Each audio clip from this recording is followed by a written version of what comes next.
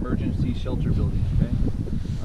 The first thing that we're going to construct is the water filter, and for the water filter, you could use a water bottle. An empty water bottle would work just fine. So if you happened to hike out into the wilderness and you only had one water bottle, you thought you were just going to do a little light trek, and then you drank all your water and you're lost. I mean, that's a pretty common survival situation. We could use that empty water bottle to create this, but I'm showing you a very primitive way. We're pretending like we don't even have a water bottle, okay? So the first thing I did is I just went around and I identified this piece of wood, which is hollow on the inside, okay? And it looks like it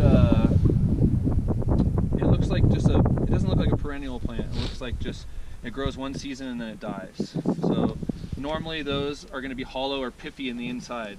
At home, even if this was very foamy on the inside, it would most likely you'd be able to hollow it out. And that's why we use this. But this is hollow, so you guys will go and collect a piece like this, and then you'll need to collect some moss, and then also some charcoal, okay?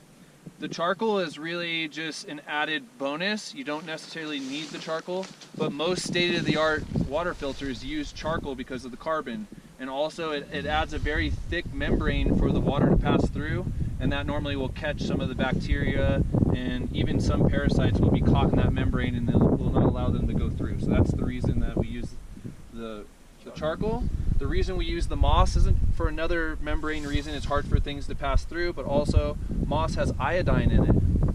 And iodine is one of the best things to treat dysentery and also giardia. And giardia is from animal feces being in the water, okay? You don't want that. So the first thing that we're gonna do is we're gonna add some of the moss down to the bottom layer right here, okay? So I'm just gonna take some of the moss, process it up, put it into the hole, and then you're just gonna use like a stick to basically prime it all the way down, okay? So you're gonna fill it with moss. And it's just gonna be made up of different layers of moss, charcoal, and then little stones, little pebbles, okay? So here's the kind of the basic thing that happens. You have water that's very dirty, maybe it has feces in it, it has, stuff like this in it. What happens is that stuff tries to pass through, but it gets caught either in the charcoal or the moss, and only the water comes out, okay? Now, is it clean? No, it's not clean, it's not purified. You still need to boil it, okay? But if you could not boil water, this would be a very practical step. You would make a water filter, and that would help you clear out some of the bacteria and parasites. But today, since we can boil water, we're gonna filter it and boil it.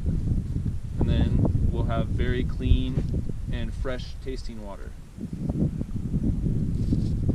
So this process, it does take a little bit of time. So we should all go and get, let's all go collect the materials, and then we can all stuff them and build them together, yeah? And then we'll go